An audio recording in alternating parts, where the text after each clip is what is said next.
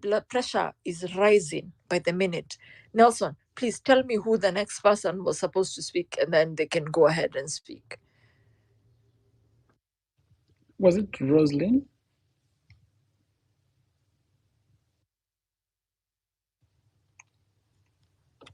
Oh, she needs to be accepted. Bob, did you speak? No, I haven't, but if you give me the chance, I can just finish and drop the mic. Okay, go ahead. Okay, You have thank 3 you, Ken. minutes. Thank you for this space. And first of all, I'll just say RIP to all our fallen soldiers. And may the injured recover soonest possible, so we continue this fight. I have 2 or 3 agendas that I'm just going to mention here real quick. One is we have fought the fight. We have not won yet. We have lost some people, which is quite unfortunate, but I believe it's too late to back down based on the events of yesterday and one that week that we lost 2 of our comrades. So it's something that if we give up now, it means they have shed their blood for no reason. But also, yes, marching to State House is kind of a very, very dangerous thing based on the fact that we are not the military and then the military are not on our side. Look, if we had the military now, the people's side, it could have been a people's march with the military going for a coup to dispose a president who people don't have any faith in. So the fact that we don't, we still have other means of picketing and just massive protests, okay, like it happened, the Arab Spring, okay? Yes, most of them did not make it to the parliamentary place until the leaders had like taken off or run away or something. But the youth, we can still keep on pushing. We can still stop any business from happening all over the country until we get our demands. Okay, we have many other ways. All we need is proper organization to make sure that people are there, people are showing up. I want to show that we've fought so hard so far. We have won a little, not all. The dropping the finance bill is a very small win. The whole country, I believe, needs a reset. And this is our only opportunity because if you look since independence, we've been a country of the status quo. We go through an election, whatever is there goes on. We wait for another round of election. It gets stolen or it gets won correctly, and then we go again, accept and move on. It means that it has created a scenario where our leaders believe that they are our gods, and we have not sent them to make change for us, to help us, to influence our lives for the better. Okay, so it is something that we have to keep pushing. Giving up now, it's way too late for that. My second point, which I believe will be my last, is I'm so proud of all the Kenyans, really, the young people, old. I believe we've been joined by a certain age group that we did not expect to change their minds on what we were trying to drive when this thing started. And I'm so proud. It's something that has taken all Kenyans. For the first time, Mr. Ruto has managed to unite Kenyans. We are never this united. I believe the last time we were this united was the elections in 2002, where we were all united against Moi, where yote yawezekana bila Moi. Okay, and I've never seen anything like that prior to that or after that. We've always been divided across tribal lines, across social economic lines, which we have buried and we are pushing forward. So we need to push some agendas, yes. For example, I don't believe this movement should end without sending all these MPs home, like all of them. We need to have a new legislative election because Kenya is a constitutionally run country. So if we cannot manage to topple Ruto as a president, then we cannot work with the same legislatures. We started protesting, saying no to the finance bill days before they could put their vote in. Okay? If they were listening to us who sent them there, they should have dropped it, said, okay, guys, we have listened. We are going back to the August House to represent you as Kenyans.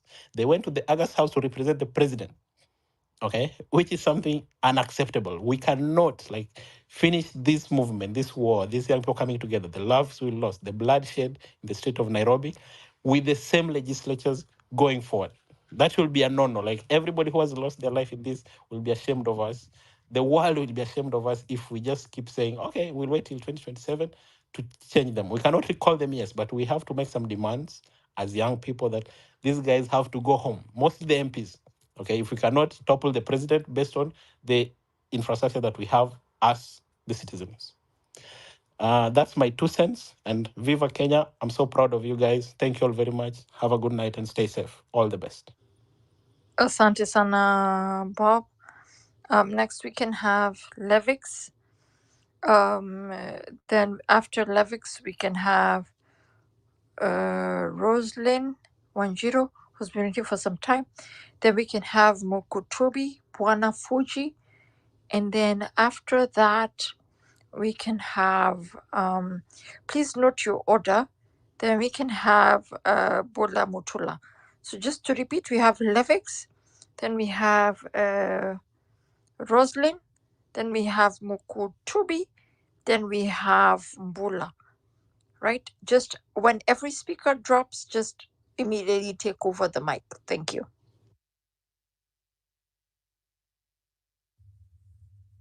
Yeah, Jelani, sorry, I already spoke, but I could just maybe highlight a few other things. Just on the issue of exportation of labor, I think that is one thing that I'm not so happy about. When I heard Ruto say that he's keen to export labor to other countries, I don't know why he's so much stuck on that. I don't know who he expects to build this country. So if his people are here, I'm sure they are here. I've seen some government accounts here. Please tell him that we are not receptive of that idea. In fact, it is so shameful. I don't know why he's been talking about it all this while. Whoever advises him, whoever he talks to, please tell him that he's really shaming himself. Every other country is trying to build systems and companies that work for them. They are trying to create systems and organizations that can develop, technological solutions, industries, processing plants, so on and so forth, to create jobs for their people. So it is a big shame that the head of a state, of a country in the caliber of Kenya, always advocating for, sending its citizenry out of the country to go and offer their services away. You struggle to study here in the country with all the hardship, with all the, the lack of jobs. The parents are really suffering to educate their kids. No money, no nothing. And then after that, you're sent away. So when are we going to build our nation? When are we going to build our systems and our nations to create opportunities for our people? Why are we relying on others? They have created these opportunities. Why are we not able to create the opportunities like they have? So these are things that Ruto and his people must listen to. And if they just have to, there's really no option to it. Yeah, thank you very much.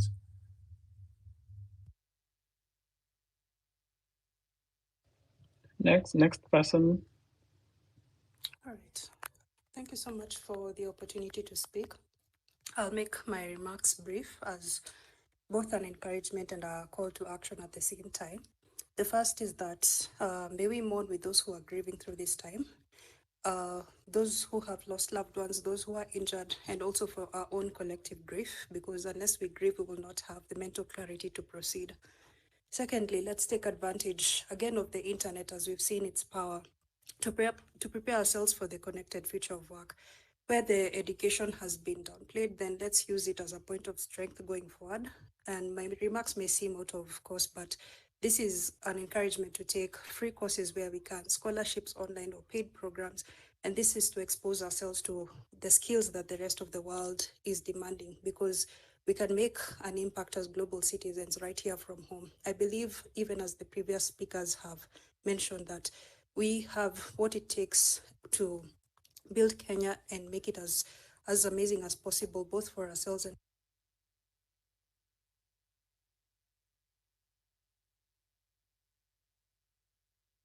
We lost you. can you hear me now? Yeah.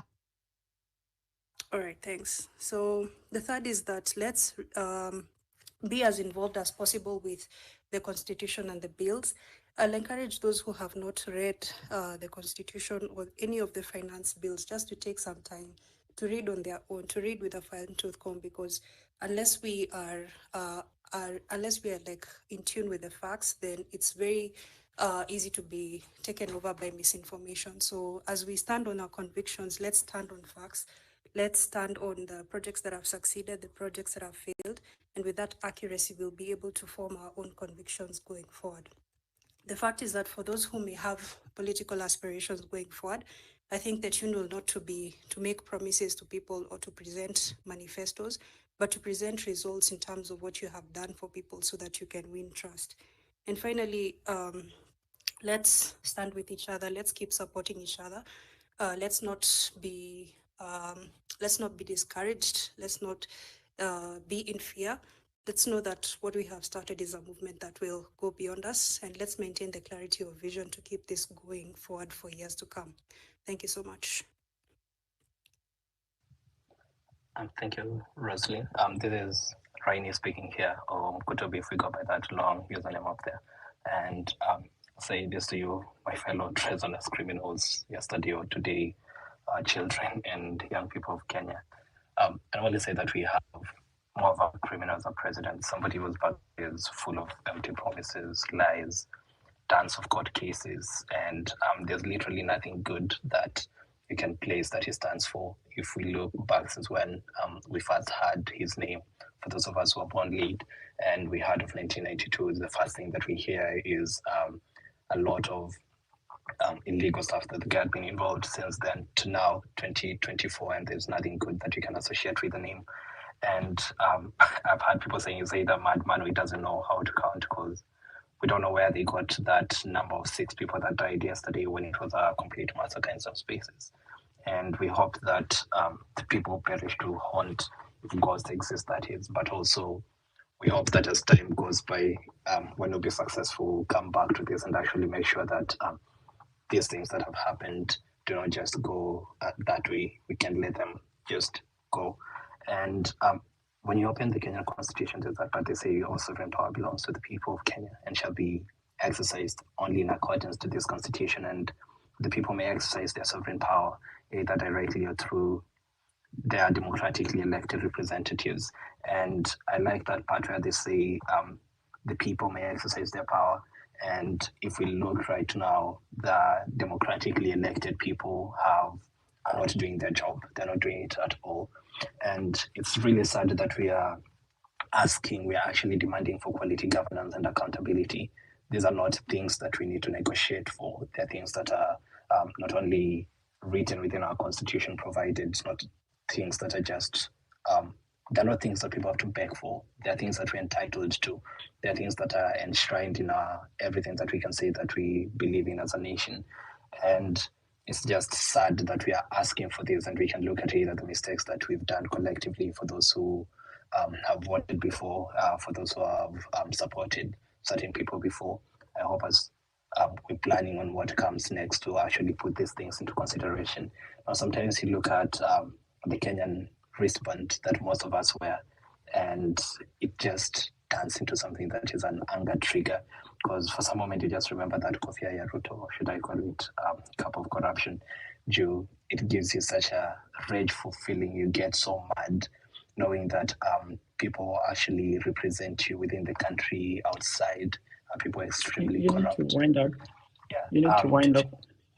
Sure. As just finishing on this side, I hope that as time goes by, tutakuwa, let's say, we'll restructure our governance not just from the top only, but also from the most bottom side, because corruption in Kenya is all the way to the bottom. If you see any corrupt person around, call them out, embarrass them, and do not let this be contagious, because honestly, it's spread too much.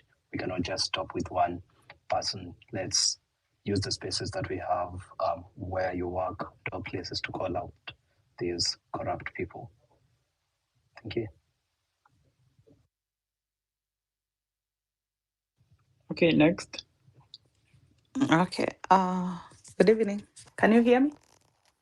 Yeah. Yeah. Mine is to say that I've seen what we have been advised by the LSK chair, and I think tomorrow, since we have our sorry, someone is on the mic. Okay. So You're next. You're next. Mute your mic. You'll be next. All right. Thank you. Thank you, Nelson. So I think what I was suggesting is that tomorrow, since we have our fallen heroes, tomorrow we can make it the marching of our heroes, and again we use the same space to demand for the release of those who have been arrested. Because I have seen the OCS Nairobi police station has said that he will not release them. So I think that is a good way to demand for the release of our heroes who have been arrested, heroes. And again, from there, we can strategize on the way forward, since the State House march may seem dangerous to our fallen, to our heroes, because no one wants the bloodshed and we want it to be a successful one. So I think for tomorrow, we can march for our heroes. We make sure that we have been heard, and we make sure that those who have been arrested have been released tomorrow. So I think that is the only thing that I can say for tomorrow. Thank you. Okay, X Holding, you can go.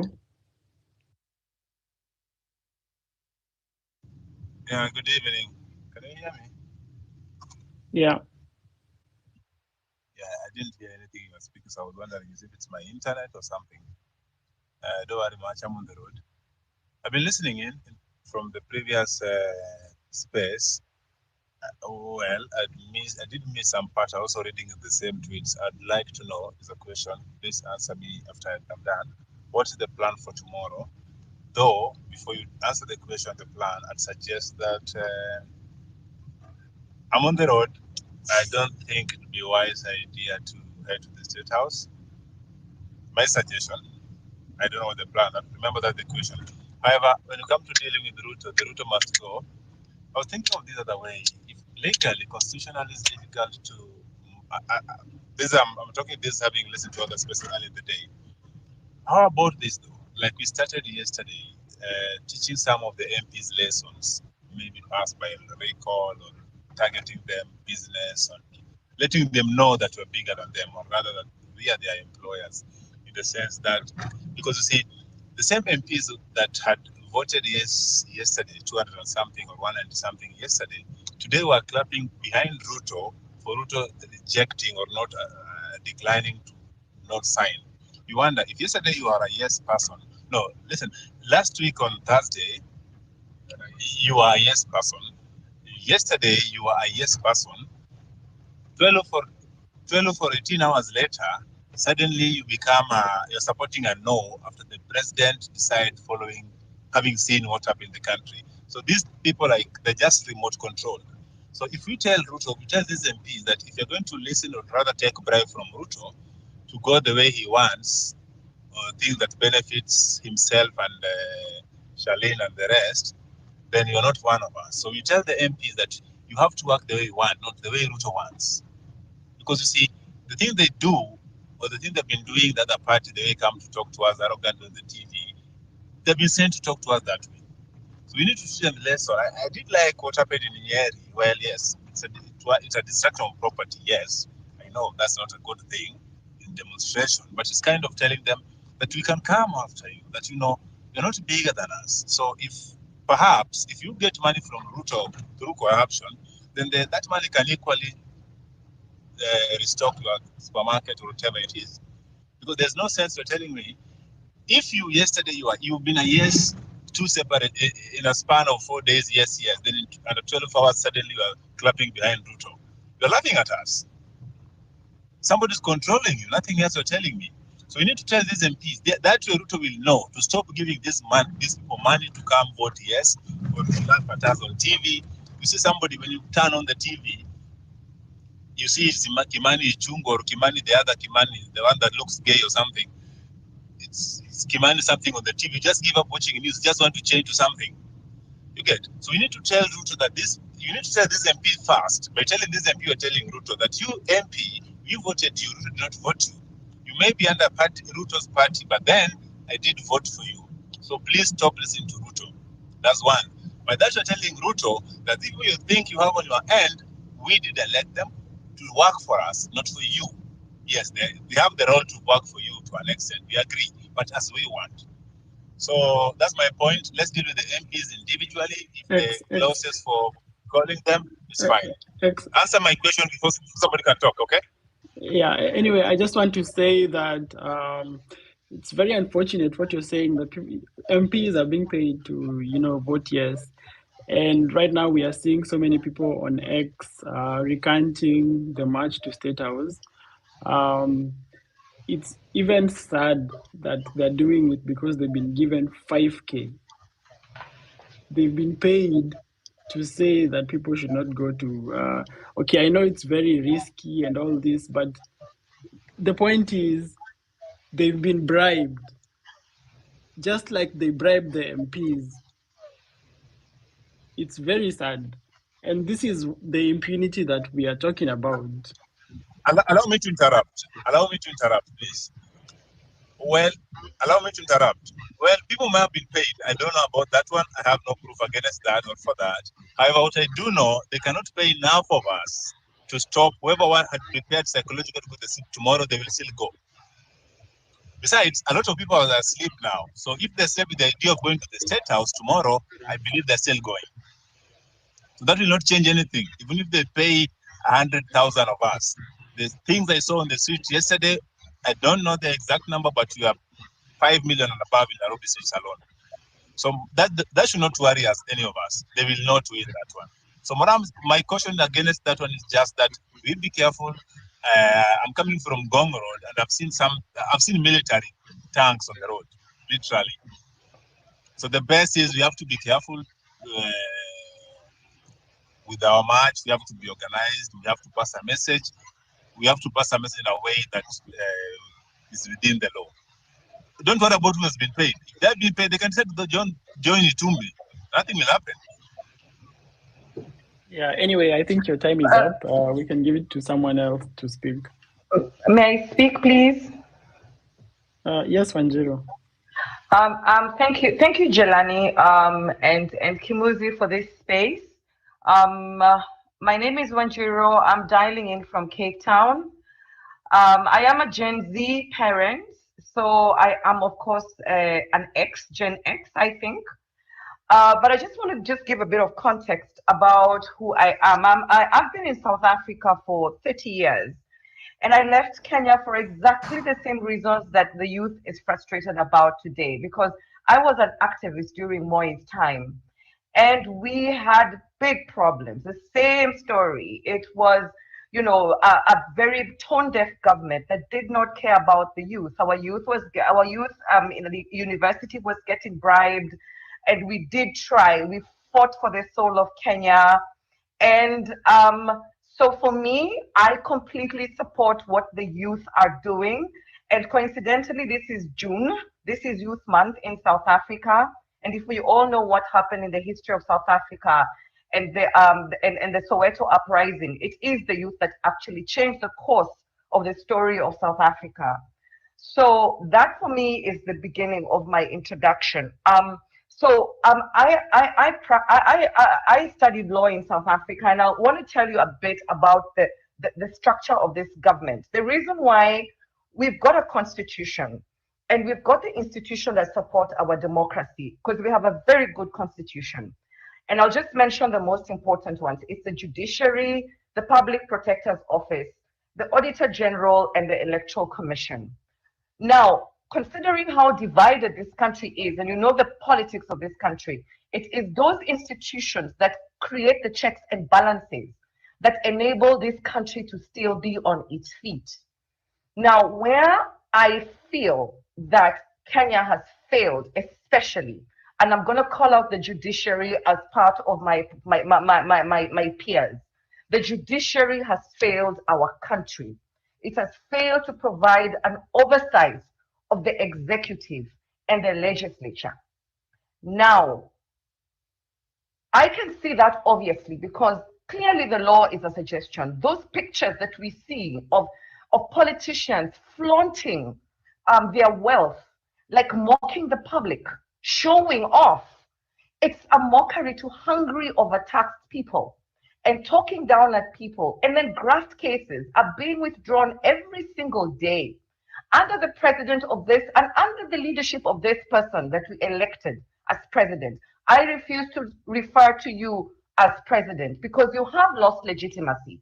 And as your employers, we have decided to take back our tools of trade. I am a business person as well. So when I want to fire an employee, I tell them, you're fired because you're not doing your job. I cannot imagine that it is okay for us to live in a country where there is no IEBC. It's an institution that supports the democracy. It means so many things that we need to do, including impeaching the president, holding him accountable, calling for elections. The things that give life to our constitution cannot function. And this is deliberate. And it is not just Ruto's government, it is also Uhuru's government. Ruto is also a child of Moi. He is a politician who has been in this space. He knows how to play the game. And this thing, why it is so difficult for us to call him out, is because he does not even respect the judgments from the courts. He has been told release those people, and already another kidnapping has happened today. It's like a fuck you to the law, right? And that is why we are in trouble, because the judiciary has been complacent with just completely allowing us to disintegrate into this chaos that we are in. Now, the hypocrisy of the president. One day we are called terrorists, and we are called arsonists, and we are called, all those things. And then today, the story changes. It is, for me, the speech yesterday was who he is. Today was a sanitized version. And I take complete objection to how he spoke to us, because he doesn't care about the law. I actually suspected he would actually he's actually emboldened enough to invoke a state of emergency. That is declaring war on your citizens. The army can only be released in a country when there is external aggression. Bringing out the army, invoking that section of our constitution is a clear fuck you to the constitution. Again, it's because the rule of law is a suggestion. And the youth of Kenya, I applaud you for saying enough is enough. Our structure is completely broken. And that emboldening of the cabinet, the parliament, it's just chaos and disorder. So I want to say this to Ruto if he's listening. You children, I think now you're sons and daughters of terrorists. I want him to know that we are the financiers, we the people, we the sovereign. Today we have reached, I think, 18 million shillings, because we have seen that the government has abdicated its responsibility towards its people. Yes, we are the funders. It's every Kenyan out there that cares about battling for the soul of Kenya. It is not about just that bill. It is about all the abuses of that office. And that is where this government is going wrong, because it is tone deaf. It doesn't listen to the people. And that is now where the sovereign, Article 1, you're exercising your rights to picket and to demand that we get the service that we pay for. They are our employees. They are not our bosses. Wanjiro, you need to wind up. Are you done?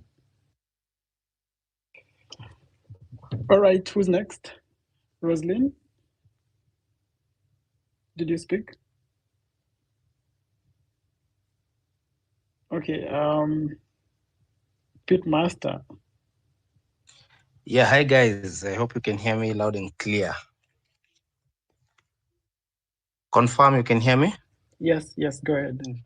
Okay, thank you. So now, since these guys are listening to us, I'd love to send a message, first of all, from the Gen Z and also from Central Kenya and Kikuyu. I'd like to tell them, fuck you guys, Maze. You failed us. You have failed us, and you continue to fail us every day. Now, I want to let me ask this question, Bwana Ruto, kama unanisikiza. Why do we have the office of the spouse of the deputy president and having an allocation of 250 million to fight drugs, the same role that is supposed to be run by Nakada, and yet Nakada wanalia hawana do? What is the purpose of the office of the spouse? In constitution, what do they say? What does the constitution say about that? You guys, you should stop being shitty about these things. About these things of the police, the deployment of police to Haiti. I have served as a police officer, for your information, Mr. President. And let me tell you, you guys misuse the officers. And you do things against their will. I'm 36 years old. I left that force when I was 30 years old. And let me just tell you the truth. That's the fucking regret I have in my life, having served as a police officer. because the things I saw, the toxicity in that stuff, mazi, it's ningine hali ya juu. So even as you are saying, si tunakutoa kwa kiti, si ati jua nini, juu umetupea uongozi mbaya, uongozi mbovu, umekuwa Mr. President maongo tupu. Kila saa ukikaa chini umetusoma wajui chenye wanasema ama juu chenye wanafanya. You just come and tell us lies, Mr. President. And to your friend, Mr. Ishongwa, let me just talk to that guy, that arrogant guy, very arrogant and very proud. My friend, Mr. Ishongwa, skiza hapa bro. Umetuchosha na kiburi chako. Uwezi kuja kututusi kwa live TV. Yes, cinema villagers, politicians, but your time is up. The fact that uliona umeingia hapo atumepoa pass through, ukaona sasa unaweza tukojolea, unaweza kutukunyia kwa kichwa, your time is up. Now to the Gen Zs, to us who will be marching tomorrow to State House, I have a small advice to you guys. Now, yes, State House is a protected area by law. And even as we do that, let us protect our lives first. Let us know it is us. Even if tunasema kuna watu watadedi, yes, but try not to die tomorrow. We still need you as a country. We still need you as a Gen Z. We still need you to bring these people down and out of power. That's all, man. That's all. Okay, thank you, Page Master. Who hasn't spoken? C. Mariette, have you spoken? No, I've not spoken. Okay, you can go ahead. Okay. I was in another space and I said this earlier, that the person we're dealing with is a person who has come from a certain background, that and the fact that he's on that office, he's a big and a great schemer. As I speak here, I know there are people who are with some unknown accounts or some small accounts, just a parody accounts, listening in here. Fine. I am not a violent person, but looking at what the members of parliament did yesterday with their illegitimate house, a house that has not considered the two-third gender rule that is enshrined on the constitution, they unleashed the KDF. I think if we have to do something, we need to. The advocates are here.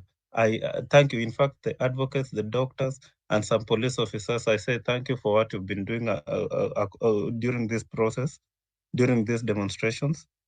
So we need to look back and now start looking and now we go back to the constitution and then ask our constitution some questions.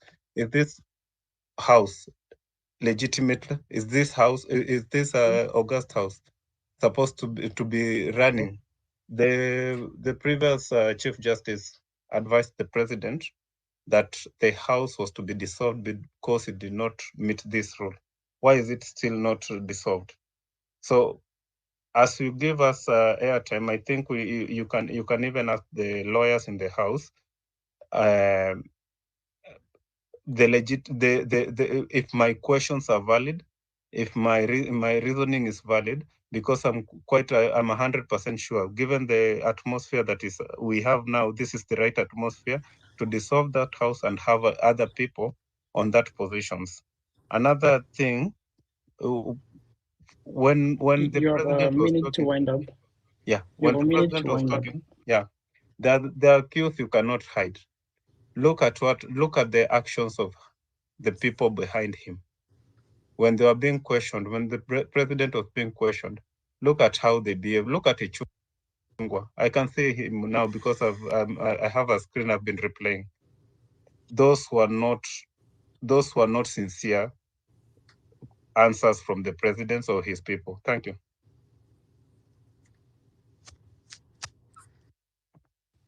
Okay. It's so crazy. It's so crazy how, as we are having this conversation, there's a lot of people DMing me and being like, oh, this, and that. I need you to understand all I do on this app is provide a platform for you to air your conversations. I'm not here being like, oh, you must do this or you should do this. I'm not here saying that. For me, I would like to see us keep the pressure on for William Ruto to no longer be president, because I know what's going to happen after we have. It's not even us who stormed parliament. We can all agree that the people that stormed parliament is not us. These people were violent. That was not us. That was goons and crazy people who set the place on fire anyway. But my goal for me, as me, if somebody asked me, I don't want Ruto and his people to be president and to be governing our country anymore. That is my goal. I do not want that. But if my goal means that more people die, I would be willing to be like, okay, I don't want people to die. I don't want people to die for my cause. I don't want to be dishonest and say, like, I'm pushing you towards this goal that is my goal, and you guys are not safe at home or whatever. Like, it's a bit dishonest for me with a safety net of whatever country I'm in to be inciting people to be like, be in the streets, occupy state house, da da da. It's dishonest for me. The point of this platforms is for us to, in a healthy way or even unhealthy way, vent. I want people to be able to express why they are participating in the maandamano, why they want Ruto to not be president. I want us to have conversations of what next. Now they passed this bill. We know in 21 days it becomes a law. It doesn't matter how Ruto tries to con us. This thing is already done and dusted. What next? What is the Liberation Front? Whomever it is, we don't have a leader, but whatever it is, as a larger conversation of the Liberation Front, what are we doing? What is next? If we are occupying State House, let's have an honest conversation about what that means. And that means loss of life. That means people would die, people will suffer, right? And then if we were to succeed at, say, occupying State House, it means that over and above dealing with the loss of life, which is just incredibly unnecessary and just a very difficult thing to deal with, what then happens? Because nature abhors a vacuum, and we haven't had a conversation about what happens in the case that we win. In the case that we have to pick a leader out of, like, amongst us, amongst the thousands of people on Twitter who are pushing this, on TikTok, on Instagram, on Facebook, we've literally not had a conversation about this. So if we were peradventure to win, or from the goals that we have, what would we do? That's the conversation I want to have. I am 1,000% certain that we are extremely dissatisfied with the current government. We are extremely disillusioned. They lied to us, they conned us, they are terrible human beings, they are murderers. I'm still populating the list of the names of people I'm getting from the Githurai massacre and stuff. But we need to have a very, very genuine conversation about what's happening tomorrow. What's happening tomorrow? I don't want you to go to State House and die. But at the same time, I want you to go to State House and win. So what is the honest conversation? And I want you guys to request the mic. If you can genuinely have a conversation about tomorrow, what do you think should happen tomorrow? What do you think is a winning strategy for tomorrow? Let's have that conversation. That is a conversation I feel like is a winning conversation, as opposed to, because we've had conversations over the last 3 weeks. I think I'm all talked out about why we are frustrated. We know they're stealing. We know they have kiburi. We know they are pissing us off. As of this morning, 2 a.m., no, yesterday morning, 2 a.m., we knew they were killing us. So what happens tomorrow? What is the winning strategy tomorrow? That's what I want to hear. If you can talk about that, please raise your hand right now so that I can allow you to speak. And we can just move this conversation a bit forward. And also my co-host Nelson will help me with this conversation. But yeah. Yeah, I just wanted to say that the yeah, we're going to talk about this. Like, we need to take up leadership positions in parliament to go and represent ourselves. We don't want to be represented by people who are going to amass wealth for their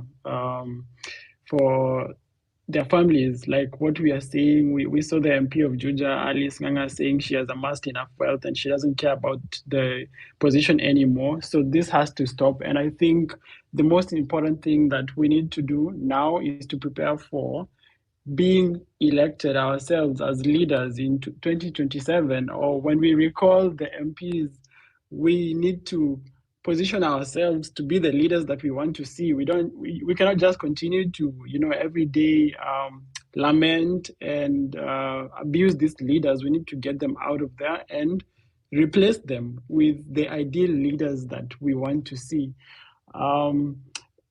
So one last thing, I was speaking to a very credible source of mine, and they were telling me that the government has applauded was this whole hullabaloo of abductions.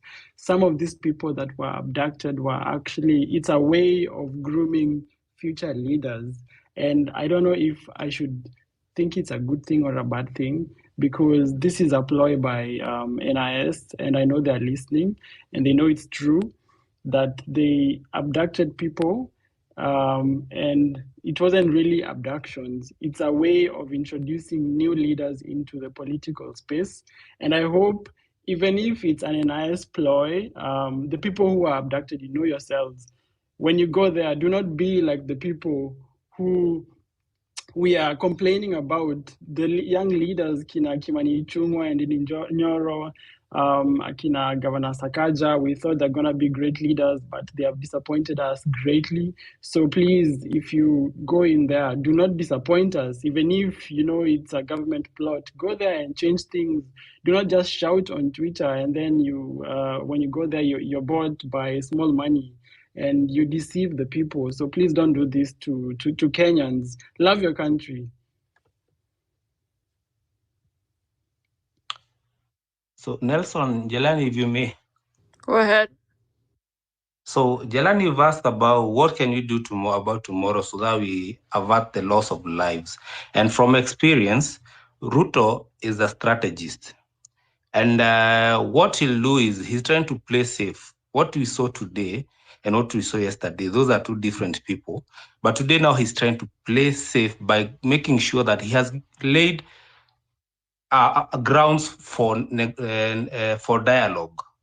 So tomorrow, when people will storm into State House, whatever will happen, it is not on him.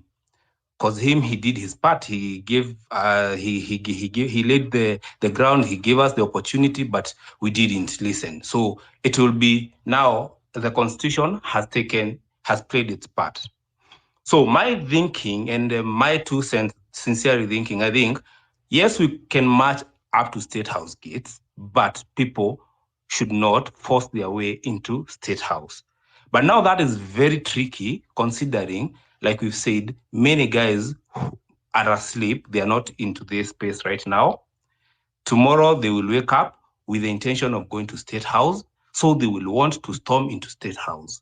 Now, how can we avert that? That might not be possible at this stage, at this time. But let's hope and pray that tomorrow, at least watakuja na sanity kidogo. So for us who are here, let us try and keep off State House. We can march there, do our stuff in town, try and march to Central Police Station and riot and ask for the demand for the release of those guys who have been arrested. I saw there's a court order. The release orders have been processed. They're supposed to be released. The OCS has refused. Let us go and storm a Central Police Station and then have those guys being released. Let us go and light candles or flowers for the fallen soldiers, and then we go home. Already we won this war, and now from here, see how the things will turn out. But let us try and avert the loss of lives, and because we really need each other here now. That is all for me. Guys, my name is Lucy, and I'm speaking from Canada. Please confirm that you can hear me. Yeah, Yeah. we can hear you. Oh, thank you so much. I have a different idea, and I pray for tolerance of my idea. So I think when we started, or when this conversation was started, I wasn't personally there, but when this conversation was started, and when the posters went out for the 5 days of rage, and when people spoke about, marching to State House, there wasn't we didn't know that the president would actually, dissent the bill or suspend the bill as is, whichever the situation is right now. We did not know that that was going to happen. So perhaps maybe this calls for us to also reconvene, restructure, and maybe replan. I think personally that honoring the people who have lost their lives in this battle is important. And so I would call perhaps maybe for a vigil or a day to just remember and, breathe and just hold space for the souls that have departed in this struggle. But also, I want to call on us as people. I work for the government of Canada as an advisor, and I will tell you that successful governments have a structure. And in this case, I would just like to propose. I'm not forcing anything or suggesting anything. I'm saying that this is just my suggestion.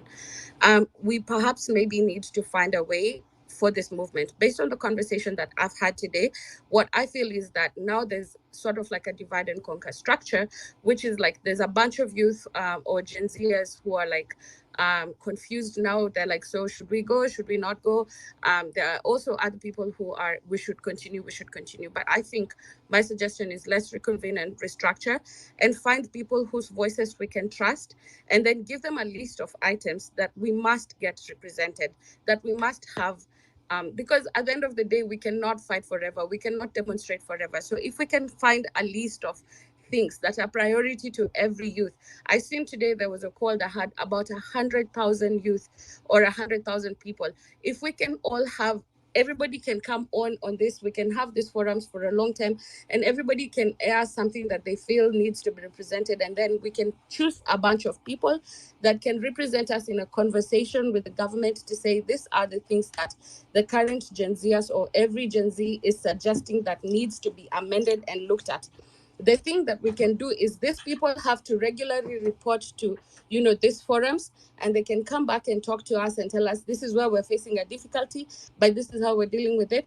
But constantly we can say that we'll have these conversations every Friday, and people who are representing us can come back and give us updates on how they're doing. The other thing we can do is we can also set smart goals and give timing to every single article or request that we will have, to say that by this time, if this is not addressed, what does the government want us to do?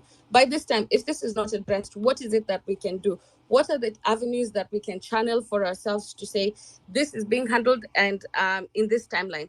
If, for example, we're asking for change, if, for example, we're asking for a break in police brutality, how is it that it's going to be handled? We want the government to come back with answers. We want to have a conversation. But if we decide that tomorrow we're going to go to State House, or we're going to have people march to State House, if these people lose their lives, it's just the question of who are we willing to sacrifice really to lose their lives for us to have a conversation, when at this point I feel that we can stop and have that conversation at this point. And also, don't forget that there is no tomorrow is still there. If tomorrow we realize that the government is not willing to have that conversation, maybe let's come back and say, how do we continue going back to, uniting ourselves to have a peaceful demonstration? But for now, I feel that we've already been given that half end of the rope. Let's take that rope and restructure. Can you wind up? Yes, thank you. Let's take that rope to just restructure and make sure that we do not lose any more young people, because those young people too are entitled to becoming a part of the future that we're fighting for. Thank you so much. And I wish all of you guys that are going to make other contrary decisions to march all safety. And I pray that all this comes back to a solution for all of us, because I'll tell you that Canada doesn't have ready jobs for people. We've seen people are living on the streets. We're currently trying to make policies. There's just absolutely no way that the world can just accommodate all Kenyans that are jobless. Let's help our country fix ourselves. And if the government is willing to talk, let's listen and also get on the table to talk. Thank you very much. I 1,000% agree with that. It's absolutely insane that these people's strategy to getting people out of unemployment is to ship them off to different countries. It's It's insane to me. I don't understand Hi, how. host. I don't Can you hear understand. me? Sorry. I don't understand how that's a thing that they sit in a room and they're like, oh, the best way to alleviate unemployment is to ship our people off to Lebanon, Saudi Arabia, Dubai, Canada, United Kingdom, Ireland, and the US, or whatever, Australia, whatever else people get shipped off to. It makes absolutely no sense that this is actually part of government policy. When I watched this man, Ruto, speak about this on national television today, and he was so proud. You should have said he was so proud of himself. Like, oh, India kitu tulikuwa tumepanga kila mtu aende another country. And then this fucker is not even talking about the way it's so hard to get a passport in Nairobi. You have to wait a year to get a passport. So they're not only making these agreements, they're also making it impossible for you to get a passport to actually take advantage of these agreements. But these agreements are the worst, because if you don't have familial support or just a nest egg to rely upon, being abroad without any support is extremely difficult. I see people suffering. Like, unakuta mtu wallahi alisoma law Nairobi 4 years, 5 years in Nairobi University, and then they came to the US. Aka Kimboi. Kimboi is you come here on like a visitor's visa, and then unakataa. Hey, wacha niongee kizungu kwa sababu la sijui, wacha nisiongee kizungu, maybe FBI hapa. Unakuja na a different visa, and then unakataa kurudi nyumbani. Ukikataa kurudi nyumbani, sasa si unaanza kufanya kazi chini ya maji. Sa ile kazi iko ya chini ya maji unakuta ni kazi ya, for example, like kukuwa nasi ya mtu invalid. And there's nothing wrong with being a nurse, okay? But you went to school to be a lawyer and to provide legal services in a country where justice is not actually accessible to everyone. So justice is not accessible in Kenya because we do not have enough judicial officers, people who are trained as judges, magistrates, lawyers. We just don't have enough legal people, legal system workers. And then you have a legal worker in Canada wiping asses of racist invalids. It's absolutely insane. I 100% agree with you, King of Sakati. Thank you so much for that submission. I will then give the microphone to Charles Mariate. Go ahead and speak. Your hand is up. I will then give a few other speakers the microphone. Please speak as briefly as you can so we can give as many people as possible. But usipaniki, this space will be up until tomorrow morning. So usiogope ati you're not able to speak. We have enough time to give everybody an opportunity, but at least try and speak under 4 minutes so that we can give everybody a chance. Karibu sana Mariate. Okay, thank you. From the previous speaker, Nene, I second her thoughts, and there is something that has happened within the last 40 minutes or so, or 1 hour. These people who are very vocal, who had gassed, or I don't know who had said so much, who had painted a certain picture of this movement and given people some other Nene, they should be the first ones to be at those positions. Hapo mali wanasema sahi people don't have to go to State House because they had painted a certain picture, and now si kila mtu amepata hiyo information. I think these people should be the first ones to be there so that they can control this, because wamejiweka in a position yenye they have accepted, they have said that we are taking responsibility, we were the leaders, even though we said there were no leaders in this movement, we were the leaders. So in case of anything kitu ifanyike, sahi Kenya wamesema kwa Twitter, oh, don't go guys, sijui nini, they have done something that psychologically, hata kama mtu atakuwa anasema they have placed a target on their backs. Na venye wanasema this organization, this movement, if we want to see Ruto on that position again in 2027, ni kuagree na kenye inafanyika sahi na kunyamaza. Si ati kudisagree ni kwenda kwa hiyo, si ati kudisagree ni kwenda kwa hiyo maandamano na kufanya nini. We can disagree in a very in a fashion yenye hata yeye mwenyewe. I've been looking at Ruto and I've been studying him. I was sure something like this would happen. I sikujua ita happen this late. Thank you.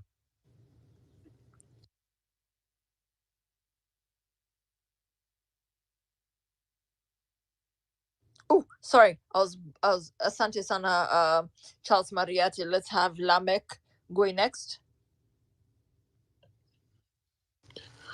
Hey, Joanny, thanks for that. I think I'd like to start by saying, giving a Nelson Mandela quote, and he said, anybody who changes his principles based on who he's dealing with is not somebody that can be trusted with leadership, or is not a leader that can lead a nation. And what we see nowadays, and especially here in Kenya, we have leaders who change their principles based on who they're dealing with and what's in it for them. So I think, firstly, we have a problem of leadership that does not have principles. It's an unprincipled leadership. So you then have an issue whereby we don't have thought leaders, people who think through the problems of the people who don't strategize properly, who don't engage people adequately so that they can understand. And if you look at the great leaders, those are people who actually think through problems. You know, there's this thing in Kenya where people like meetings, meetings, meetings, meetings. And I'm always wondering, you're in meetings from 5 p.m., from 5 a.m. to 5 p.m. When do you get time to sit back and reflect? And so we've had that really huge problem. So we do have a significant number of MPs in parliament who failed Kenyans in terms of principles. Now, some of the people here are probably affiliated with one party or another, but we are all coming to say that we have MPs who went there and didn't listen to the side, because when you have millions of people saying something, surely it should ring in your head. Now, I'd like to say that there's a number of ways in which people can observe civil disobedience. It doesn't necessarily have to be matching to State House. I think it doesn't have to be matching to Parliament. I mean, those are things that are necessary when you're doing something like this.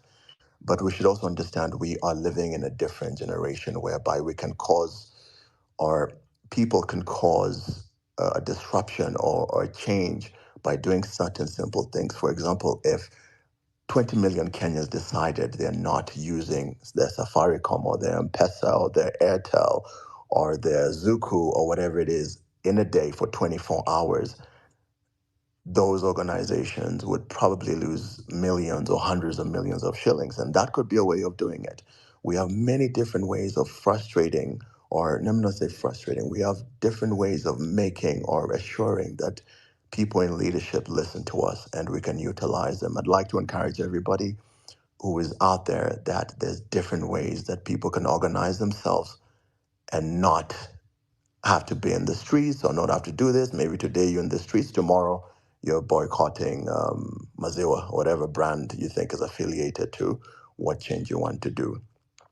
Lastly, I'd like to say that there's also ways in terms of mass funerals, you know, what you saw in South Africa when they were fighting for apartheid.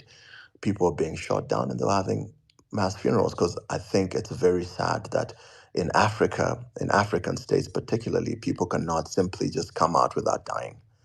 In many countries, you can go out in the streets and you'll come back home. You don't have fear of being shot by the gun.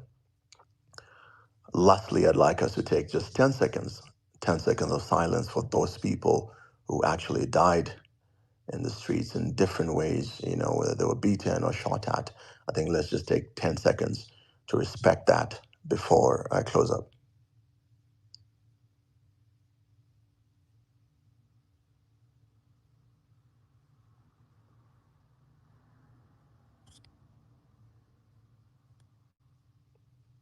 Thank you so much, everyone. I think that's why I'll keep it brief. But lastly, I mean, finally, guys, take care, stay safe, and make sure that you do things according to the law. Make sure you read the Constitution, put it out there. What does the Constitution say about occupying State House? What does the Constitution say about being in this area? So we also don't mislead each other into places and things that could hand us over into whatever it is that could happen tomorrow. Thank you. Thank you so much, Lamek. I have a DM asking me kama ukona mtu. Do you have a suitor? Can I Are speak? you spoken for? The, street, the streets are rough. It's The a streets are rough. very rough. But Hi, I took the number. I took the You number. took me number. Nelson, Jelani, Lamek. Can I speak? Luo man, a menace. Yeah. Okay. Who is asking? Can you guys hear me? Yes, Mr. Moriah Bryan. Hey, you don't want Lamek to prosper. Wow. Can people hear? Hata ndio nashangaa, tulia watu wapate. Relax. Maybe Lamek about that's him to surely. Unanisikia? So you just wait. You just wait for Lamek to get Can a you guys wife. hear me? yeah, we can hear We you. can hear you. Amazing. So thanks, guys. Like everyone on this chat or space or whatever it's called, I just want to say thank you. Thank you for being Kenyan. Thank you for caring about the country. I'll just jump on to what Lamek said, but I'll start with one of the guys who died. His name was David Chege. I went to uni with that guy. We went to JKUAT together. I did a actual science, he did com science. He was such a chill guy, had a sense of humor, very kind person. But he had to die on the streets like a criminal. Yet he had the Kenyan flag on. I called one of my friends and he saw him being shot. And one thing that saddened me was aliniambia that they were retreating. And some of these guys were trying to like jump to the KICC. It saddens me that aliuliwa na a fellow Kenyan. And it saddens me that it's Kenyans hating on Kenyans. Now, I work in teams, and I do projects. Na sitawadanganya, doing projects in Africa is hard because Africans, we kind of act like we hate other Africans because we make it so hard for an African to do anything in Africa that we have to be told by other people how we need to do things as Africans. I'm gonna get emotional on this there's actually a reason why I'm emotional. Mi napenda wa Kenya, napenda Africans. We're in 2024. And we're in such a sad state of lives that wase bado wako in poverty, hakuna barabara. Schools have potholes in schools. Our own president, when he became president, went and took a photo in a mud school. Yet this guy has been in serikali since 92. If we are to take what we hear, alikuwa wa AK 92. Umse amekuwa wa AK 92 from 92. He's been in Gava, but he's happy to go take a picture in a mud school and go spend 18 billion on travel with no accountability. Have MPs laughing there, smiling. All MPs who voted yes, after all the discord, shame on you. And why I say shame on you is you are fucking up your mother, your cousins, your friends, your neighbors. Kauna celebrate, I say shame on you hata wewe, because these guys are actually selling you out. If you look at other countries, I have hung out with Americans, I've hung out with Western guys. Those guys will care about their people first. For us, we don't even have interest. We just take what everyone else out there says and we take it as law. Can you guys hear me? Like, I genuinely want to be heard, man. Like, hii historia ya mi kujita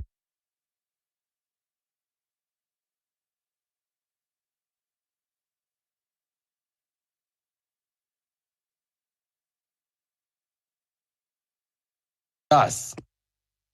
Hii shit yote ni sisi.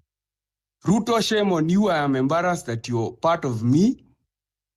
And if me being like you is what is giving me this, I will change. I want everyone on this space, every Kenyan who has decided they're going to change, let us change. Cops can't be corrupt without us. Everyone can, if you can hear me, please put 100, like we all.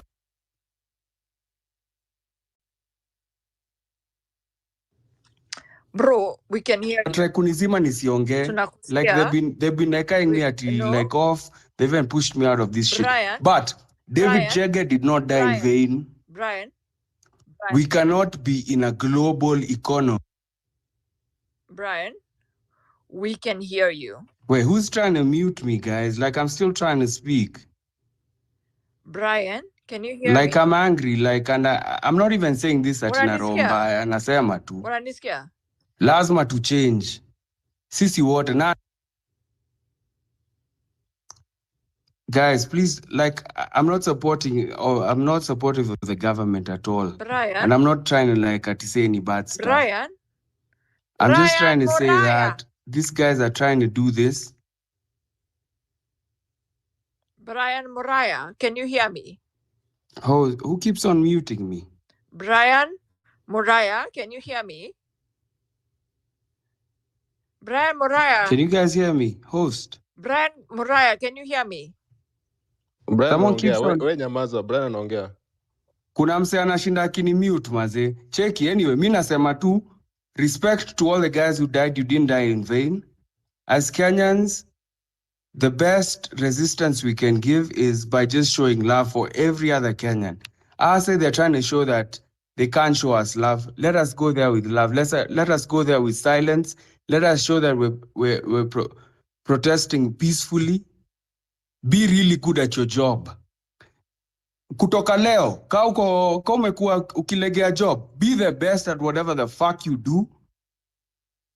Be professional, because this guy hate professionality. Kitu si ati ni jokes. Asa nataka msote, ndio mbae waste zao. Mnunue mtumba, msieze ku afford gari. Na everyone has to have a fucking voice.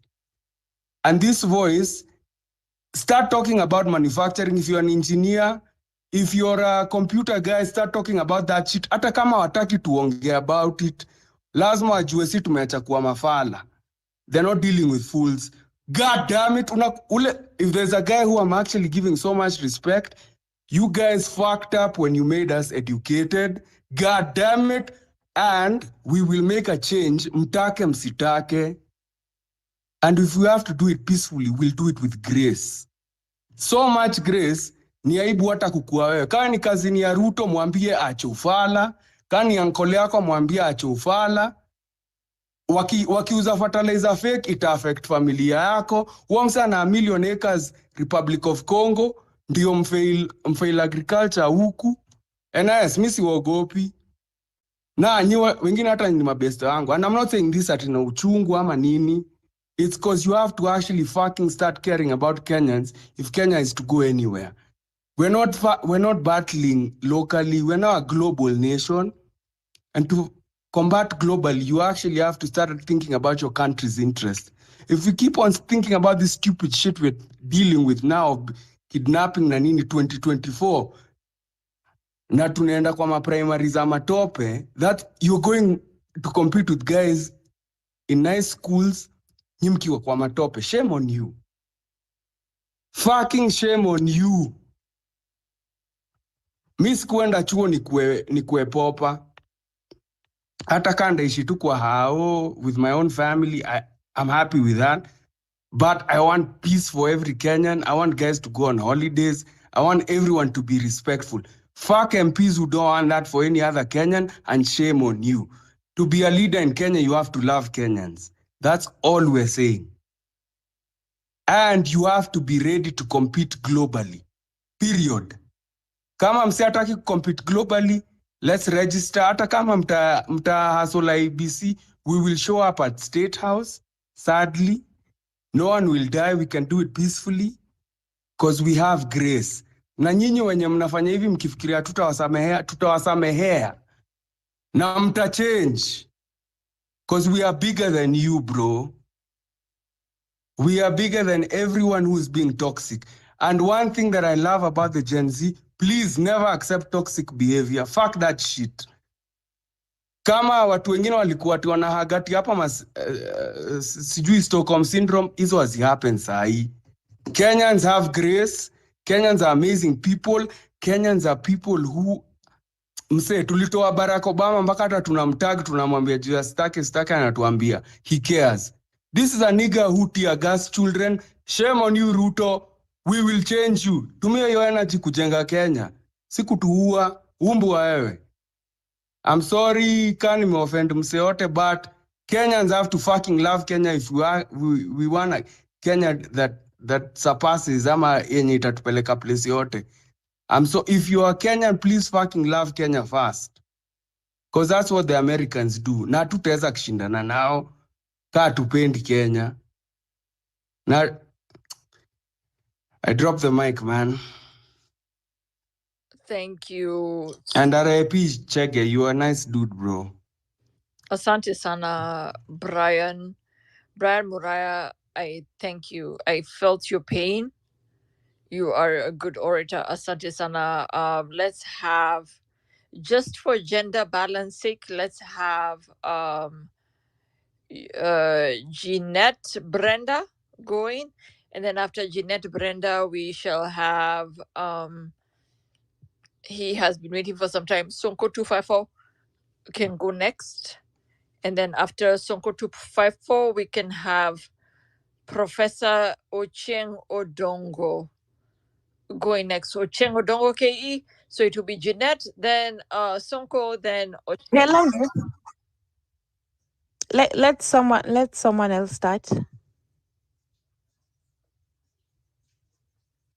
Let's have Sonko going next, please. Okay. Thank you.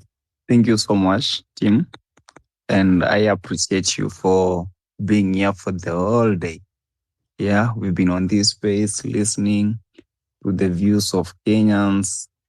And of course, there is no person who has aired a bad view. Each and every view that we have shared here, it's correct, and we can feel the pain that Kenyans are feeling.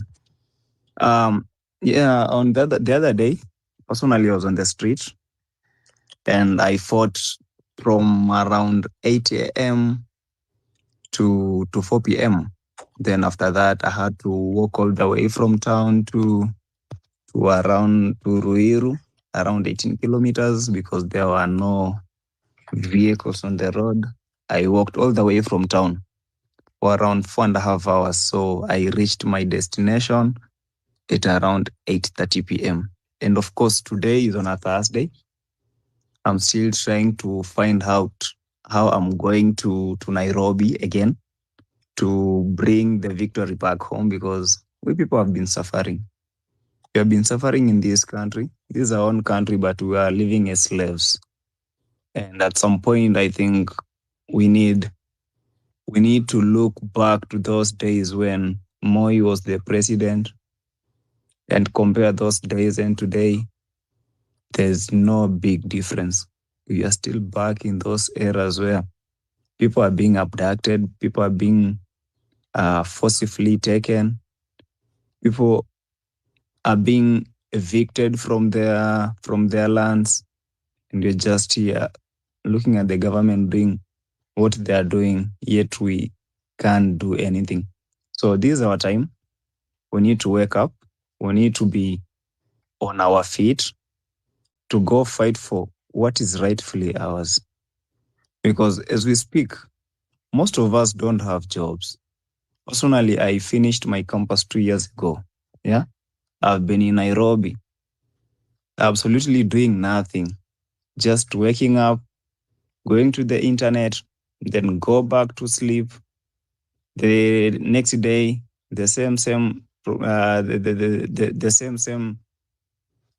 timetable is what I'm following.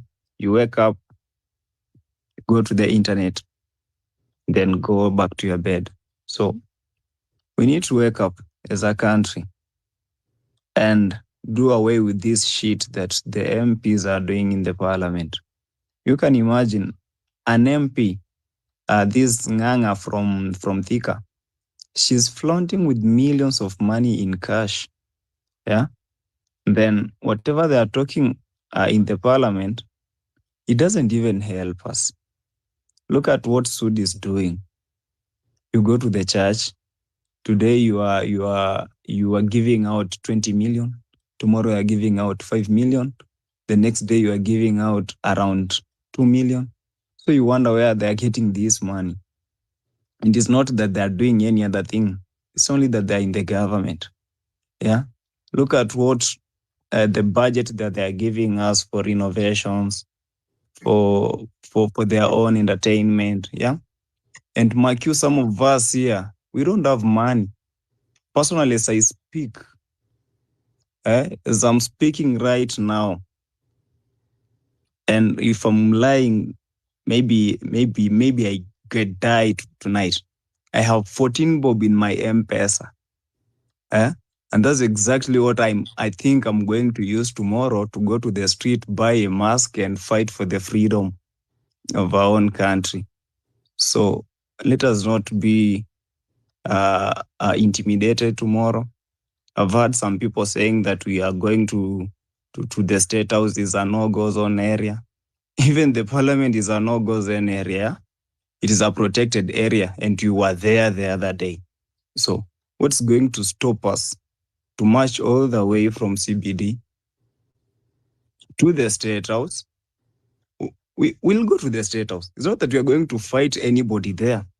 We can go there and request the president who wanted to have a dialogue with us to come outside and talk to us, because the State House, it has a very big land. It has a very big space that can accommodate even 1 million people inside there. Yeah. Let him now come out and talk to us.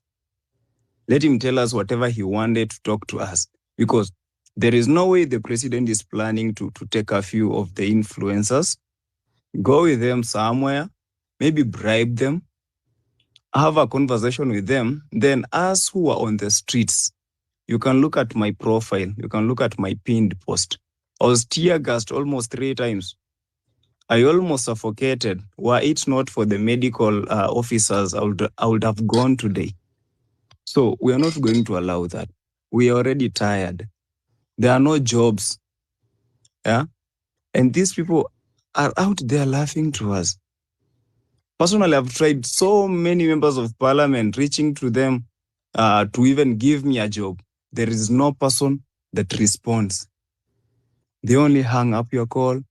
They blue tick you on WhatsApp, and you're wondering, is this your own country that you are living in? I come from Western Province. Bungoma County. I went through campus in Mombasa, and I took on back in 2022 when we were doing the elections. I had to travel all the way from Mombasa to Western to go and vote. And this same person whom I'm voting for is not helping me, because he wanted to get into the parliament. He's there and he's doing nothing. So kindly, let us not get intimidated by any person. Let us up our game. Let us do this for our next generation. Thank you. Important things. Thank you so much. Thank you so much. As I was scrolling the timeline, I realized now people have kicked into self-preservation, which is what we expected, the ultimate fear of something happening to oneself. And there are two things here. If we were being, I like what the previous speaker said, is we have to be objective. So what are our options tomorrow? If we were to occupy State House tomorrow, to end it to occupy State House, two things are likely to happen. Number one, wase wengi, many people will lose their lives. Wase watakufa. Straight up, I will tell you, straight up for free. People would die. people would die. People would die because State House is a very secure, it's a national security installation. It's a very secure environment. People will absolutely 100% die. So either people would die, and then in addition to people dying, Ruto and Rigadi will resign, which will then mean that constitutionally, Wetangula, Wetangula becomes president, but only for 60 days, within which the IEBC needs, or the IEBC, IEC, I don't know what the thing is. So either IEBC is constituted, and maybe a lawyer could correct me if I'm wrong, but within the 60 days of Wetangula being president, after Ruto and Rigathi resign, an IEBC or independent electoral commission needs to be commissioned or needs to be set in place so we can have election in 60 days, because constitutionally Wetangula is only allowed to be president for 60 days. So we breach parliament, scores die. By scores I mean you guys have gone there as 1 million Kenyans, 200,000 have died, and then now Ruto and Rigathi have resigned. That's the scale I'm looking at. This is a fifth of the people that breach State House walls, right? The other alternative is you breach State House walls. We have a fifth, maybe more than a fifth, maybe double a fifth. So maybe 2/10 of you die, right? And then if 2/10 of you die, or double or fifth, I don't know what double or fifth is in math, because now I'm just like confused. But if double of a fifth die, so if 200,000 people or maybe 1 million people breach State House walls, and double of a fifth die, we're talking about 400,000 people, which is just an insane amount of people dying for the sake of freedom. It's not even a number I personally, as me, would be willing to consider. But if that were to happen, assuming just this number died, you could have this number of people dying, and then Ruto continues to be president until 2027. So the conversation, like I said 3 speakers ago, the conversation we need to be having right now is tomorrow at 7 in the morning, when we go on the streets. I'm not here, but when you people go on the streets, what do we want to achieve? What do we want? Do we want Ruto to go home? Do we want Rigathi to go home? What is our goal, and how can we achieve our goal with minimum loss of life? I will not even lie to you. From the moment I woke up today at 6 in the morning, now it is 6 in the evening, it's been 12 hours. I have received, it has to be at this point, it has to be 20, 25 calls of people speaking into my ear for more than 30 minutes, talking about you're beating war drums, you're telling people to go on the street, you're not even here, you're safe. Jelani, excuse. I think Jelani, excuse. 1 second. Hold on, I'm hold not on, done. hold on. I'm not done speaking.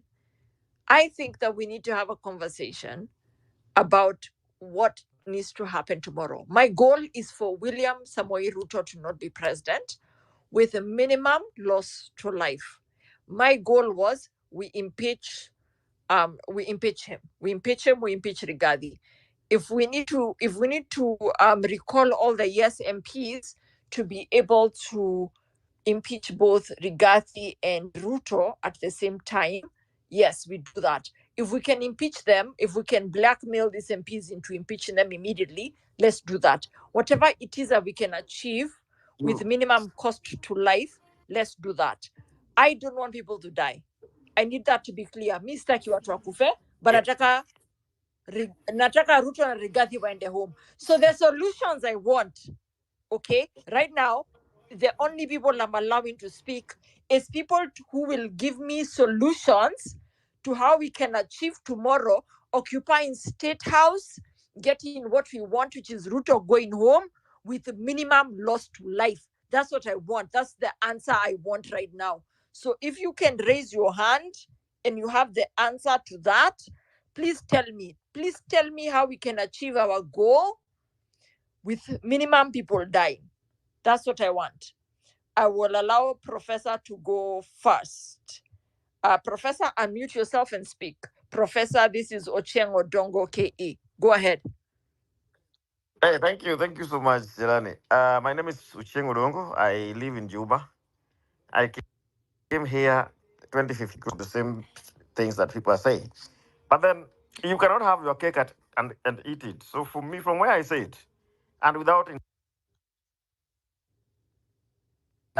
very very categorical in terms of how you want it done, which you are also not saying it very clearly. But then one point that comes out is the fact that you don't want people to go to State House. But then I've been a very close observer from where I am in terms of what is happening in Kenya. And because South Sudan is not diaspora per se, because I can take a bus and I'm in Kenya the next minute. So if there is no leadership to this group, and we have accepted the fact that there are no leaders to this extent, then why don't we let this thing remain as organic as it is? You understand? Because some of us have been privileged. I don't know if it's a privilege, it's a bad thing to be working in some other countries that have had similar problems. And we have been able to witness, how these things happen.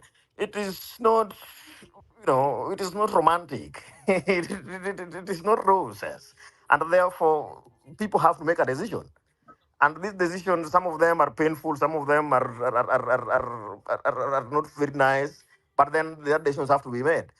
So for me, and this should not sound like inciting people, is that because there's no leadership, and the people of Kenya have decided that they don't like certain people, be it the president, be it the MPs, why don't we just let the Kenyan people do what they feel is right? Believe you me, I am privileged to have gone to the university, and I'm fairly schooled. But then I know there are many people more schooled than myself in Kenya, and they know what to do. And we don't want to give them direction. Ours is to inspire them. Inspiring people does not mean inciting people. These are two different things. So let the leadership, let the people do their thing. And for us, in this space where we are, ours is to say that we feel them, which we highly do, and we join them in the spirit of fighting. And we know that there is nothing that can come out of whatever it is when people are sitting back and saying that, don't go to this place. Oh, don't go to this place. Oh, don't go to this place. Come on. Hello. At the end of the day, people have to go to certain places, even if it's going to the kitchen, even if it's going to the bush, even if it's going to heaven. But people have to go to certain places, and that is largely acceptable in human. I work for humanitarian agency, therefore I'm very much schooled in terms of humanitarian law, and as long as we know that what is it that is taking us there, what do we want to achieve, and how do we want to do it, and that is not in the dictates of any of us. Kenyans are fairly schooled. These people have gone to school much better than all of us. Believe you me. When I am stuck where I work, I reach out to Kenyans and tell my brother, "Yo, I have this concept note. Can you just polish it? I've just done a draft." They do it, and when they send it back, you'll be surprised. So Kenyans know what they want, and therefore what they need from all of you and all of us is just, hello, people. We have seen this is happening, and we do not like it, and we want to protest against it. And so, how do we? The protesting or protestation does not have a formula. We do not have an SI unit on how we are supposed to protest. Otherwise, it would have been taught in schools, so that we say the formula of algebra is 1 plus 2 or x plus x, y. I'm not a very good mathematician. I did public health. But therefore, there is no SI unit. in terms of how people would want to express their grievances. The only thing that I would want to plead with Kenyans that all of us are suffering and therefore do not touch each other's property. You know, you are on the road and you see somebody's car and you want to stone it. That is wrong. You understand? But move. Go wherever you want to go. If you want to go to heaven, go. If you want to go to the house, go. If you want to go to parliament, go. If you want to go to my house, go. Go. But do not touch each other's property. And that is the point. And then there is something that we studied in project management called small doable actions. So you do not want to start from the top. Because what if you go to state house and fail? Fail, definitely. That's a fact. But then there are soft spots through which you can frustrate things that you're not happy about. And therefore, that are things you go for. One of them are these members of parliament. These members of parliament, the problem with them is that they do not even know what they want in life. They do not even know where they're going to. Yesterday, they were saying, this bill is bad. And they were, very, very categorical. Today, the president said the bill is good and the bill is bad. And I'm talking about vice versa. And they were actually clapping. So that then tells you that the people that you elected are goats and livestock. So what you need to do in such situation is very simple. You look at the evolution, the history, the quality of parliament. When we started this parliament things, I think I was not even yet born. Look at the days of Mwai Kibaki's and the Koigwa Mweres. Parliament was quality. The quality of debate, it was up there. Today, you look at people like Jalango, I don't know Swan, I don't know Kichungu, I don't even know their names. You look at them having a debate and you're wondering, is it? So there's no, Kenyans are beginning to improve in all aspects except in legislation. So the legislature is the problem, not even the executive. Executive, please, these are mere excuses. We have a problem with this body called parliament. And this is a body that we can easily capture and make it work the way we want it to work. And one way is to fix our systemic problems. These systemic problems revolves around there is a lot of duplication. People say that 2010 constitution is beautiful. I think it is. I think it is. I'm not a lawyer. But then look at this CDF thing. CDF has been used by MPs to buy favor and to manipulate Kenyans that they are working up. Somebody build a toilet somewhere and brand his name, oh, Honorable so and so. Builds a classroom and they brand their names. This is not their money. So we must transform this body to make sure that parliament is, the people who are going there are going there as employees to work for the people and not to go there. And then they are giving some money by I don't know who. And then they call it CDF. And then they use it to make our parents queue. People are queuing in CDF offices to get bursaries for their children. And when you get that bursary, you begin saying how your MP is the best. Come on. CDF is money that people should be able to access regardless of, even if a cow is the member of your constituency representing you, you should be able to get your CDF if you qualify. But then here in this fucking country of ours, for you to get that CDF, you must be a darling of some member of parliament. And when you finally get it, then you have to preach that gospel that you begin writing funny things on Twitter to say that how beautiful parliament is. So let us not even start with that state house. There's a way of sweeping. We have to sweep them all. And how do we sweep them all? Everybody must, I'm missing the right language here, but people must go back to their homes, their constituencies, and then occupy your constituency. If you cannot occupy your constituency, occupy your member of parliament home, not his office. That office is built by the public money, CDF. Land. Don't occupy the office of member of parliament. Occupy his house. His house in the village with his wife. Ocheng, But I don't need you kill to them and their land. children. Occupy means I occupy. need you to land. Land immediately. Thank you. I think I've made my point. Asante Sana. Let's have Chanzu. Chanzu's been waiting for some time. Go ahead, Chanzu. Chanzu, are you there? Okay, Chanzu is not ready. Let's have Mwanzane, you've been waiting for some time. Go ahead. So, Jelani, I just rejoined the timeline. I had taken a break and I'm actually in the library right now. But I'm seeing a lot of rumors spreading that people have been bought.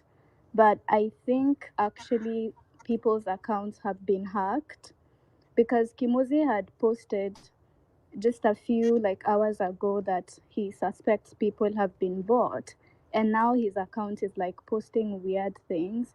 I don't think that's normal, and now people are talking about this stuff. I think truly the timeline has been infiltrated, and we kind of need to pivot from Twitter, maybe go to TikTok or something. But something very weird is happening on the timeline, and I need people to know this. If you can contact him using other means, please do, because I think this is very weird. I don't know if you've talked about it while I was away, but people have not been bought. People's accounts have been hacked. You can just see. I know that's for a fact because yesterday I was hosting.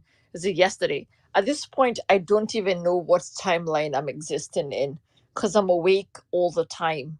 I've not slept in so long, but it was sometime in the day of yesterday, today, and the day before yesterday. I don't know what timeline it was, but I was hosting a space.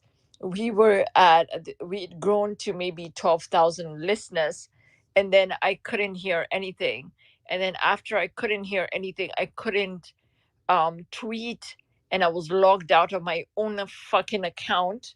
And I completely, anybody that says their account is hacked, that is, I'm not going to gaslight you. It's a valid concern. I think that the government is desperate. I spoke to Kimuzi a couple of minutes ago. He's okay.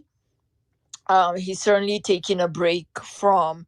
Kimuzi has been really on, like myself. And the thing with working with different time zones is you have to be awake for regular business hours, like when you're expected to be at work.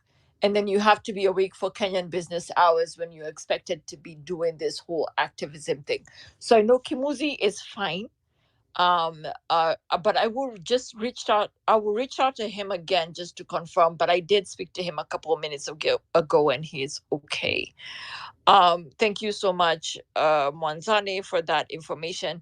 But certainly if you can put 2FA authentication on your account, that will be helpful to prevent people from trying to hack your account. And by people, I mean the Kenyan government and Safaricom PLC from trying to access your information. Um, let's have going next. Chanzu, are you available to speak right now, or? Yeah, I'm proper. Okay, go ahead.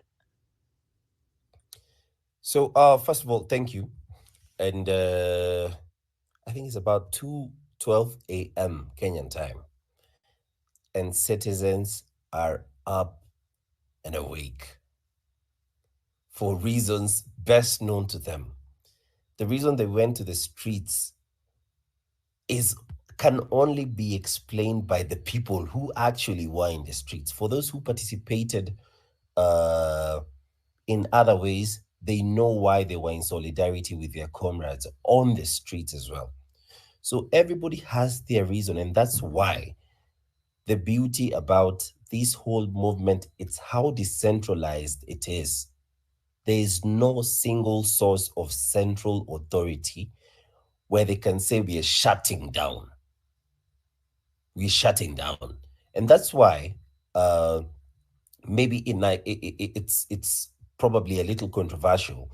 Maybe that's why there are some people who would not want to proceed with the, the plans that have other people have for tomorrow. Maybe other people would want to, but it's you to decide, out of the need that you have, out of the drive that is within you, out of the fuel that is burning inside you, to decide what you feel.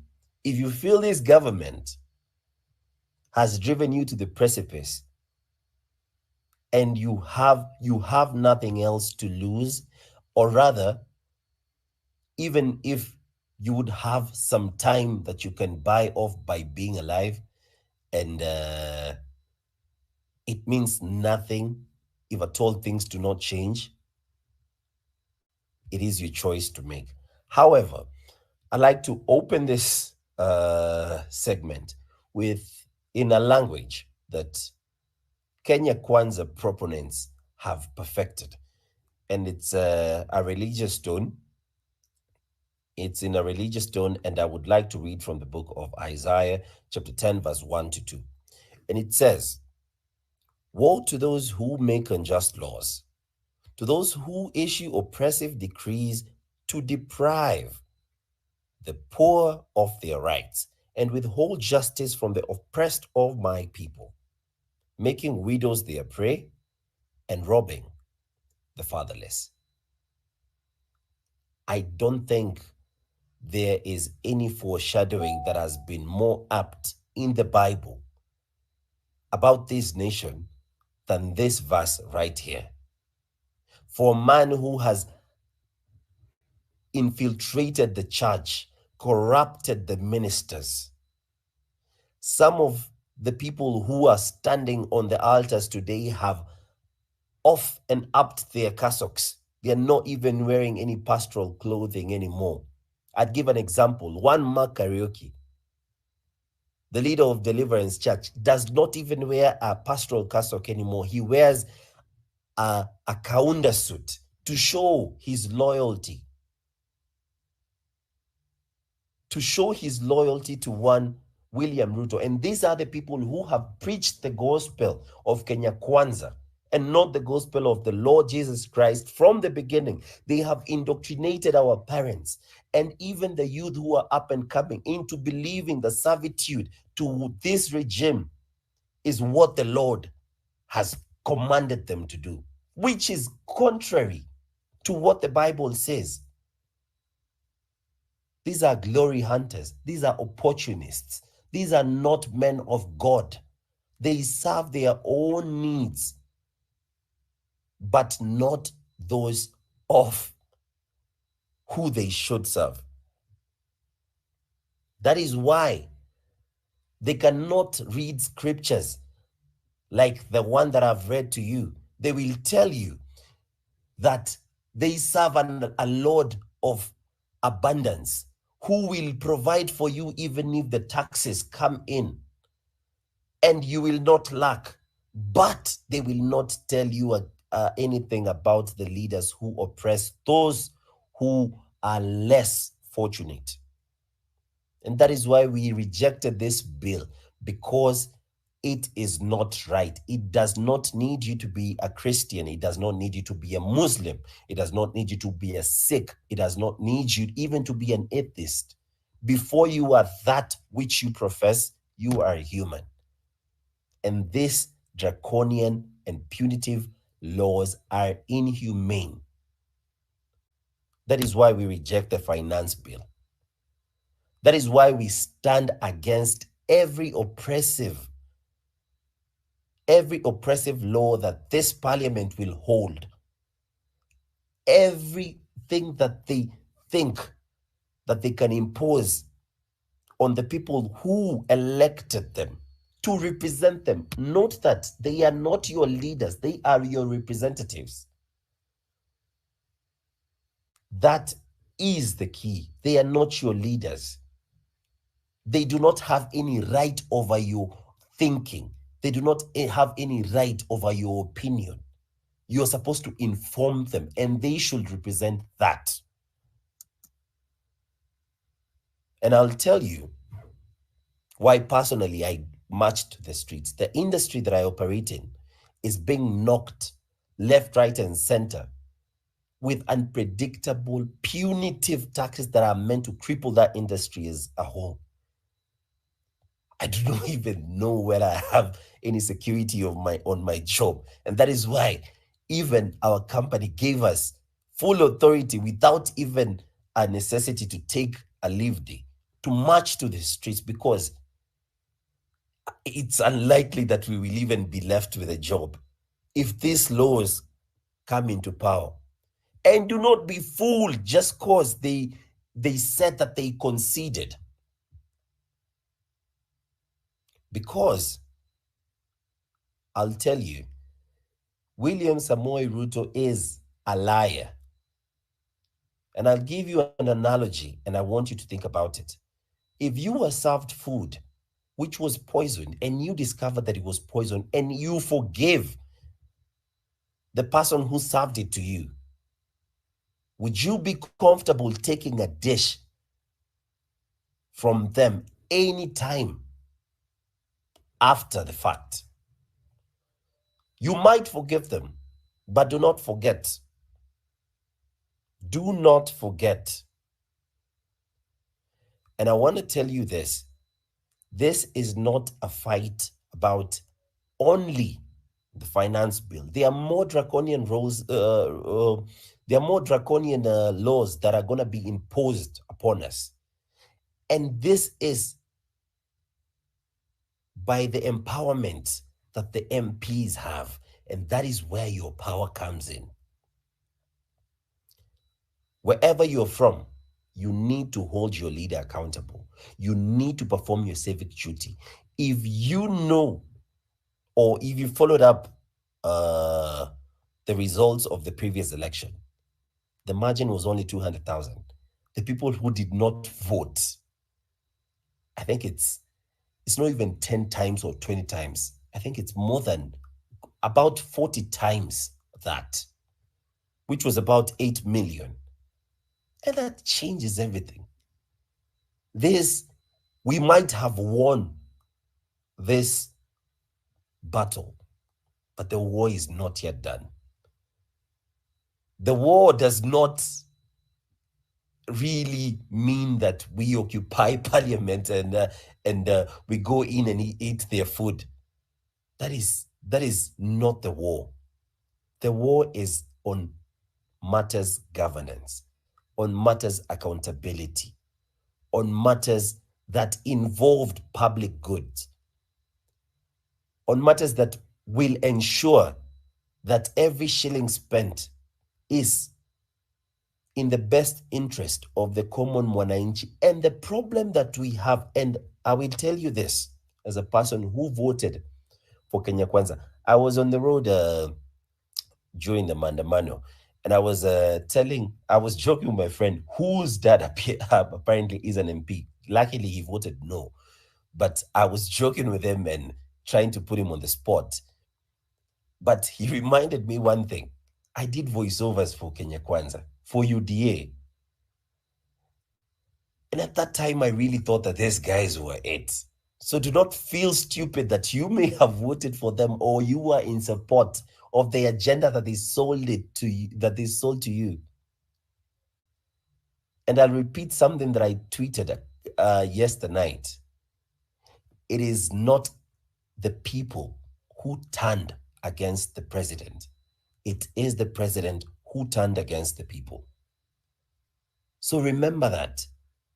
Not tomorrow. Don't forget about it tomorrow, the week after, the month after, the year after. Can you believe that we are only 2 years in? Less than 2 years into the president. There's never been anything like this ever. So how shit is this guy? He is the scum of the earth. And this is not a Gen Z thing. They were trying to belittle this movement into saying, Gen Z, watoto wetu, wanakula KFC anga sijui nini. It's the same fellas that was saying, tuanze hapa bottom. Mama mboga, tuanze hapa bottom kwa watu ya bodaboda. Tukipanda up. Sala, kumbe nyinyi wote ni wangwana. Wangwana? Sema nyinyi mafala. That's what he saw in us. Alionao ni mafala. But you do the way ni fala. Fool me once. You know what he says. But fool me twice? Bitch, you must be out of your mind. And I am putting you guys on the spot. Do not allow yourselves to be fooled twice. And never again think that someone can change, especially a politician, because if you look at history, some fellas do not have any record of fighting for freedoms. They have actually always been in the wrong side of history when it comes to freedom fighting. And I'm not endorsing anybody, but I am against the people who I am pointing the finger at, because the spot is on you. The government is on your hands. You are the one who's controlling the resources. We are paying taxes to your government. And let me tell you, with reasonable men, I can reason. With humane men, Mimi, I can plead. But with tyrants, I will not waste an argument. It is time for action. And action was shown. It was done. Our protests were seen all over the world. Larry Madowo, may God bless him, came in, and may God also reward the captain that delayed his flight so that he can be here to bear witness to what we have been condemned to by a liar, a devil, the worst of humankind. And if history is your friend, go look to what really happened in Nazi Germany back in 1932 until 1939, when the World War started. From the propaganda to the fake nationalism to the anti-people to demonizing people, and think twice. Think twice. I'll end my rant by telling you this. Remember that all through history, there have been tyrants and murderers. And for a time, they seemed invincible. But at the end, they always fall. Always. I yield my time. Thank you. Thank you so much, Shanzu. Eh, eh, eh, eh, eh. Karibu uninase. We are focused. We are focused on um, rejected finance bill, which has passed. And Ruto must go. Ruto must go. Ruto must go. Wait. Ruto must go. With that voice, I don't understand why they did not put you on Radio Africa. Like, what is the reason that you're not employed by a radio station? Corruption tupu. This is why we must be on the streets tomorrow. This is why we must fight corruption in our country. Because if you have a voice like that and you don't work in radio, that is pure corruption, pure incompetence by radio owners and radio managers, and all of them must go down as Ruto goes down. Thank you so much, Chanzu. That's on a light note, but you're like, that was very deep. I really appreciate your comments. Next up, let's have Timothy Otieno, and then after Timothy Otieno, we'll have Boniface Osoro, and then we'll have Hamerix, and then we'll have Sam Dongo 254. As soon as one speaker is done, just like pick up the mic and go ahead. Thank you, Asante Sanas. Timothy, you have the floor. All right, thank you so much. I've been waiting for quite a long time. It's so late. So thank you so much for the platform. I have just a few things to say, then I'll pass on the mic to the other people. And for me, it's basically to encourage all of us to keep with the push, because in the last 2 or 3 hours, people have been concerned that we have people who, quote unquote, are the leaders or are seen as the face of this movement drawing back. And I work in the media, and I have the maybe knowledge or the advantage of knowing how things are spun, how spinning is done, and how communication sometimes, in fact, most of the time, is about what hasn't been said as opposed to what actually has been said. And this evening, for those of you who've been listening to these spaces, we had a space that had like 100,000 listens this very evening. And no sooner had those numbers been reached than we all saw the narrative changing. And so my encouragement once again is to keep the push going. And if other people decide it's not worth it, it's too dangerous, we will respect that. It's their decision. As for me, the push goes on. Secondly, I'll address the issue of people criticizing that most of the people agitating for the push are outside of the country. I happen to be outside of the country. I'm in the United Kingdom. The same people, when I joined this movement more than a week ago, most of us, especially in the diaspora, are trying to find out how best can we support, how best can we lend our voice. And at the time, I remember very vividly, people in the diaspora had been summoned to push online, retweet. If you can fund a drive, fund. If you want to donate to a charity that's supporting this movement, donate. And as soon as even yesterday, nobody had any problem with people in the diaspora joining this vote or this movement. Now, suddenly, because I don't want to make assumptions, but because whatever strings are being pulled in the background, now the diaspora people are the enemy because they're out of the country and they want people to go to State House. Guys, keep the push going. For whatever reason that any of us here have decided that enough is enough with our leadership, I'm not against any individual, I'm against bad leadership. And I'm glad that this online push that began weeks ago has no leader. So I'm not paying attention to any blogger, anybody who has followers who's saying, oh, it's too dangerous. I'm not, because I didn't join for them. And if I decide to leave, I will not leave for them. I would challenge all of us, for those who are still in doubt, what do I do tomorrow? Should I go? Should I not go? If you are to ask the people of Githurai, I want to assume most of them are listening, or at least some of them are listening. With the backdrop of what happened in that neighborhood yesterday evening, if you were to hold a public baraza and ask the people, guys, do you think tomorrow we should continue with our march to State House in the backdrop of what happened last night with the killings, or should we stop? That's a rhetoric question. If you feel the people of Githurai would give you the nod, let's keep fighting, then tomorrow wake up very early.